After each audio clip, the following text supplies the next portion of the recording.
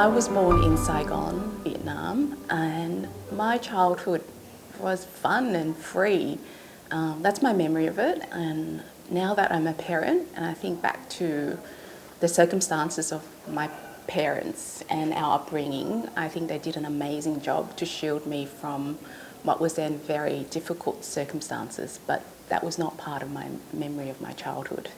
So vivid memories are the floodings that occurred and the rain, and it was really fun to run out and wade in the deep waters up to knee high and looking for tadpoles and supposedly fish, but my mum says no, there's no such thing as fish when it rains, you just misremembered it.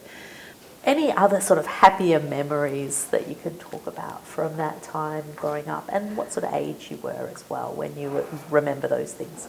I'm not a person who remembers very early childhood memories, and so I grew up in Vietnam up until the age of 8. And so my memories are of going to school, and we would walk to school and walk back. We didn't own a bicycle. A bicycle was a luxury. And just trying to find my way to get some beautiful snacks along the street. So what happened that meant you had to leave Vietnam? So there's the received story from my parents, and there's the story I was told when I was young.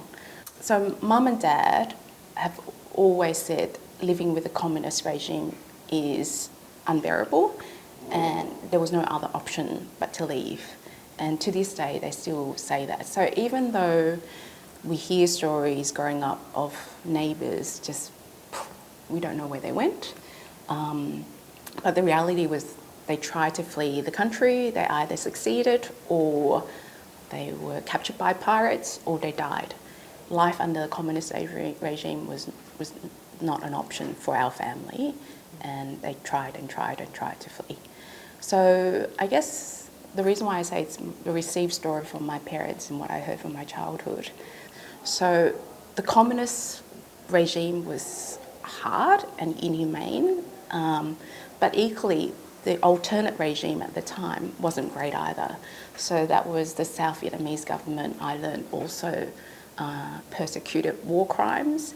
So I think there are no winners and no heroes in war, and everyone is a victim, and there is just stories of evil and mistreatment that should not be tolerated, and we shouldn't celebrate any other side. Tell us, or tell the viewer, more about the decision to leave, who made it, and how did it come about? What happened when that decision was made?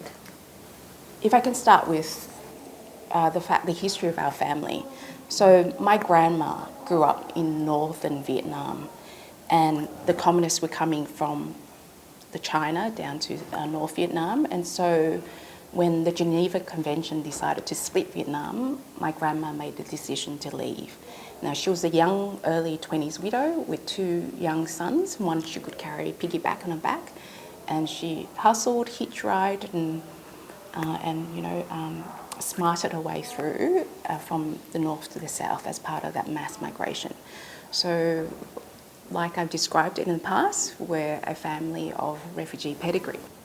And so we settled down in Saigon, and then the threat of the communists, again, moving from north to south was something that was not acceptable, because I guess there were abundance of stories about the inhumanity of the communist regime. And so it's a decision that I think was already seeded a generation before. And even to this day, my dad still passed down to my nephews, his grandsons, like, whatever you do, don't even go near anything to do with the communist regime. So that's part of the circumstance. My parents have always tried to leave. As soon as there's a threat of the communists taking over the South. So mum and dad said they tried even before I was born. So we're talking about dozens of times and even more. How did you end up getting to Australia? Yeah, so I guess the story to be told is it's our supposedly 13th time trying to flee the country, but even that is a number that my mum and dad hazards a guess because they lost track of how many times they tried. And they tried, even before I was born, they tried holding my sister as a baby. So that was in January 1987. My mum went with me and my sister on one sort of boat trip, and then my brother and my dad went on another boat trip. But we were caught separately by the authorities, and we were actually imprisoned. Me and my sister were in prison for 28 days roughly, same with my brother. The authorities gave my parents, separately, they don't know, the option to let the kids go home because there was overcrowding in the little prisons. And so my parents made the difficult decision to let us go home on our own. So even after that ordeal, and my parents stayed in prison for another 6 months. But even getting out and getting home, my mum recounts 1 month and 20 days later, we tried for the 13th time. And they'll keep trying. So on the 13th time, it was in October 1987, I remember just a vague memory of standing in a little tiny bus. We're talking about, Vietnam post-war buses, standing holding a pole. And my dad said, I just fell asleep standing holding a pole. And so we did the usual thing, buses and little boats out to the main boat. And when we got to the main boat, there were over 130 people in this boat. So overcrowded boat. There was no room for us, and we basically was just squished in a little corner, and it was just putrid and foul there, just too many people in that boat. And we sailed on the oceans. Can I pause and stop? Yeah. We were really lucky because, growing up, when my parents heard stories of neighbours, pirates, but we actually had Thai fishermen come. Our boat was broken down, and they actually gave us food, fixed up the engine, but just let us be. And so we were lucky that happened because no one could fix the engine on the boat. And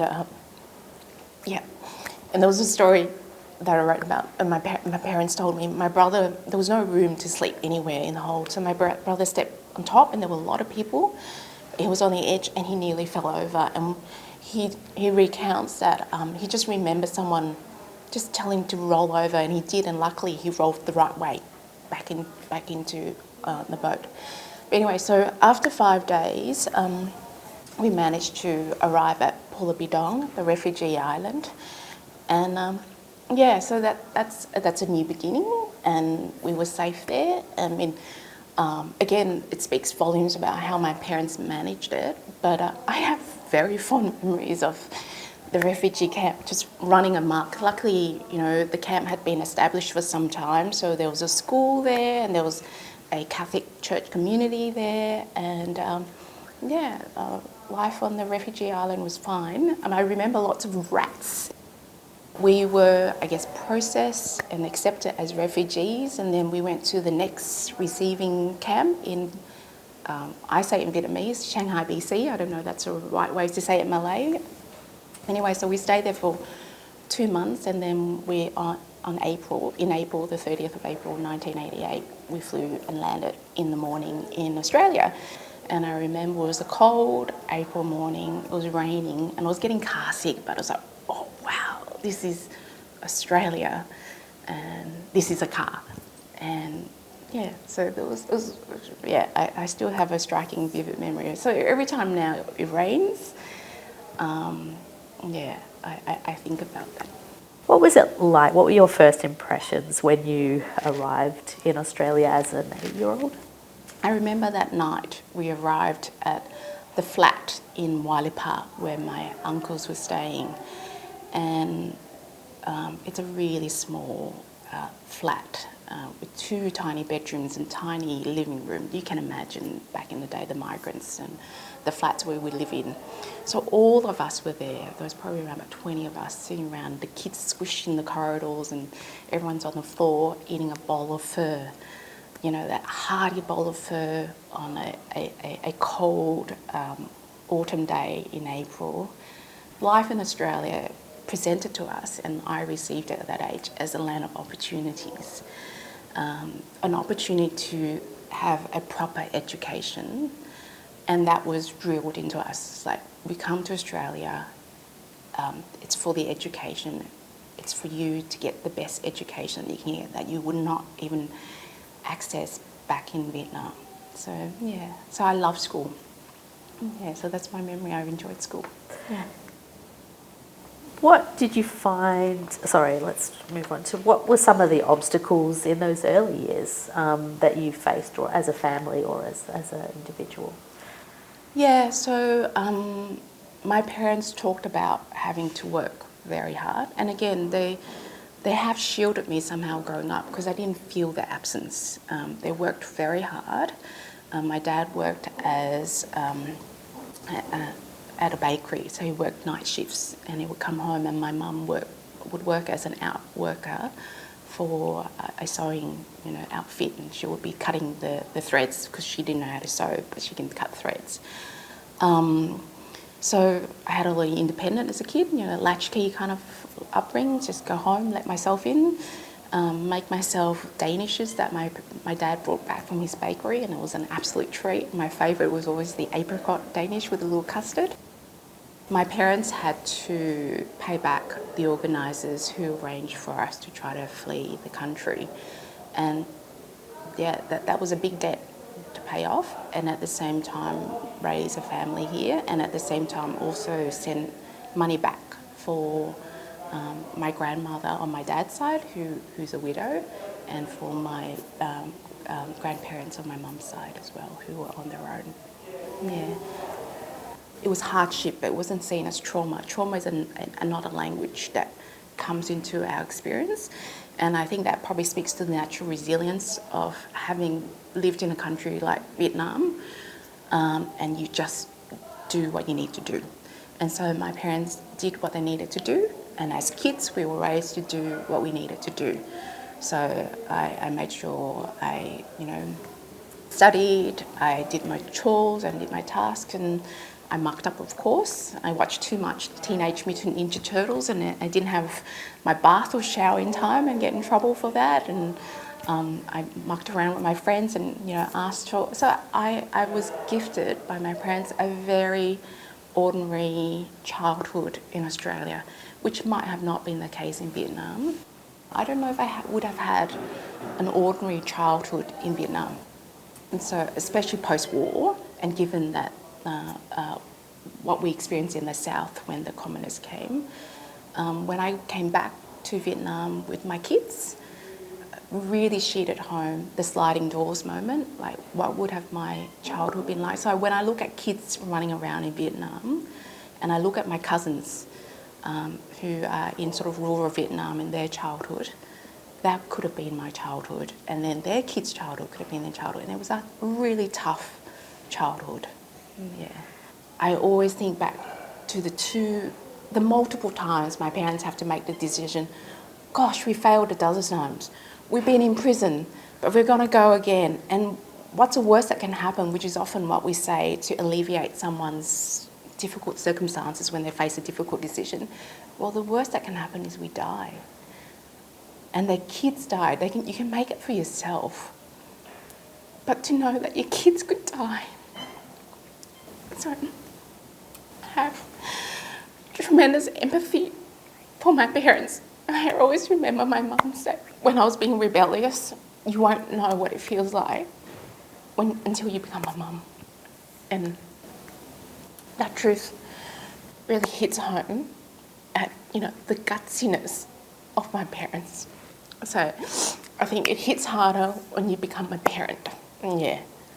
So Australia has received 1 million refugees since 1947. What are your thoughts about this? How do you feel as part of this story, and should we keep doing this? I think we need to do more. Straight off the bat, we need to do more.